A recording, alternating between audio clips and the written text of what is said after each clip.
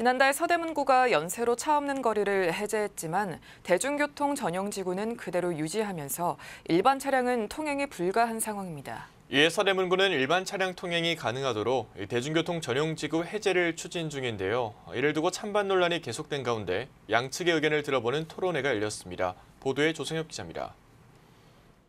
지난 10월 9일을 기해 연세로 차 없는 거리가 해제됐습니다. 하지만 대중교통 전용지구로 지정돼 있어 일반 차량은 진입할 수 없는 상황. 이런 가운데 서대문구는 대중교통 전용지구 해제를 추진 중입니다. 일반 차량을 통행시켜 침체된 신촌 상권을 회복시키겠다는 계획입니다. 연세로 대중교통 전용지구 해제 여부를 두고 열린 시민 토론회. 찬성 의견과 반대 의견은 명확하게 나뉘었습니다. 해제를 찬성하는 쪽은 지역 주민과 상인, 그리고 서대문구청이었습니다.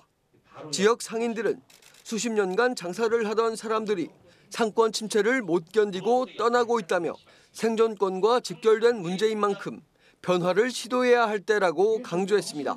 우리가 잘 돼야 장사도 잘 되고 여기 활성화돼야 모든 것도 다 해결이 납니다. 우리가 죽고 난 다음에 무슨 소용이 있습니까? 지금 여기 환경단체에서 매연이 어떻고 저떻고 하는데 매연은 먹고 살아도 밥을 안 먹으면 죽어요. 인플레를 감안하던가 국민 실질소득을 감안하더라도 상권이 성장했어야 되는데 저희는 그러지 못했습니다.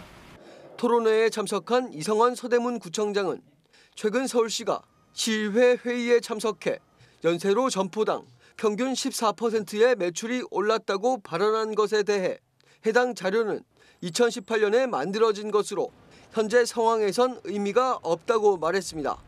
그러면서 결국 대중교통 전용지구 해제를 반대하기 위한 구실이 아니냐며 강하게 따졌습니다. 불리한 자료는 아예 언급도 하지 않고 지금 자기들에게 좀 유리해 보이는 자료만 인용하고 있는 것이 지금 모습이에요. 이렇게 시정을 운영하면 되겠습니까? 적어도 지금이 2022년이면 최소한 2021년까지 자료를 바탕으로 해서 상권이 활성화됐는지 쇠퇴했는지를 밝히는 게 정상이죠. 이건 완전히 국민을 호도하는 거예요. 반면 연세대 학생들과 환경시민단체는 해제 반대 의사를 나타냈습니다. 연세대 총학생회 측은 연세로 상권을 이용하는 주축인 학생들의 의견을 배제한 채 해제를 추진하는 건 이해하기 어렵다고 말했습니다. 또 서대문구가 진행한 설문조사가 해제를 유도하는 식의 질문으로 구성됐다며 해당 결과를 받아들이기 어렵다고 강조했습니다. 질문지 자체가 상당히 연세로 차량 폐지 및 대중교통 전용지구 해제를 요청하는 듯이 물어보는 질문들이 많았습니다.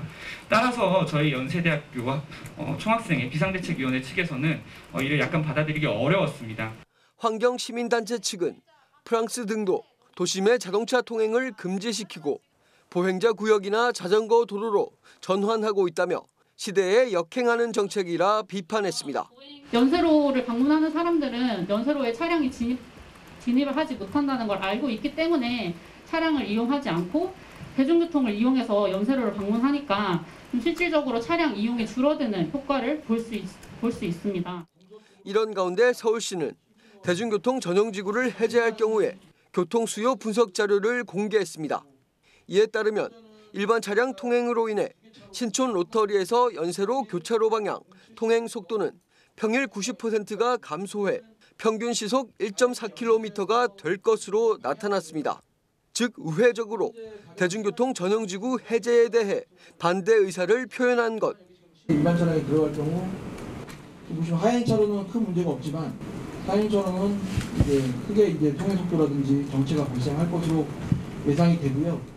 하지만 이날 서울시의 입장을 명확히 밝혀줄 것으로 기대됐던 서울시 교통정책과 김규룡 과장은 해제 여부에 대해 당장 결정을 내릴 수 없고 더 고민을 해보겠다며 다소 유보적인 태도를 보였습니다. 딜라이브 뉴스 조성엽입니다.